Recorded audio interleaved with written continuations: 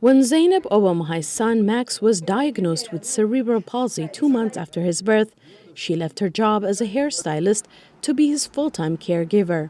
He will cry for 48 hours non-stop.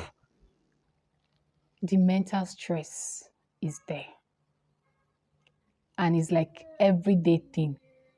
Because I wake up every morning, I see him, I know the things that he's supposed to be doing by now, and he can't do them.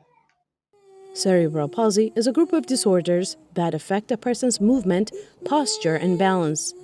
Obamahai's husband, Julius Obamahai, has been supportive.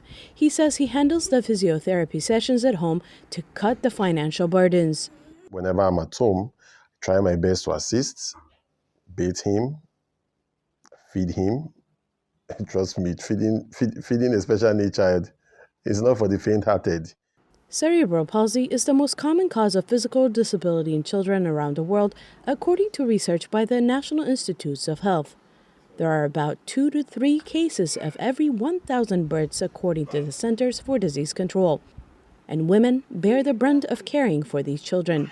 A Nigerian women's rights advocate, Sadiatu Mahdi, says this is rooted in a gender gap at home, where mothers are often the only caregivers. The gender issues around that is that in many families today, there is an abdication of responsibility of raising children because people believe it is the sole responsibilities of a mother.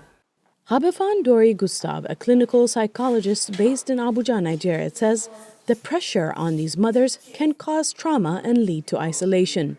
They move their focus from themselves to these children, and at the same time, it could even lead them into depression. I've worked with people who, for years, they had their children under lock and key just because they don't want people to see these children.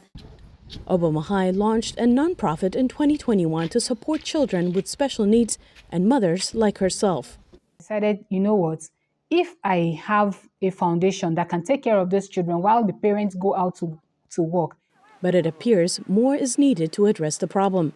Psychological experts in Nigeria are urging the government to invest more in raising awareness and support.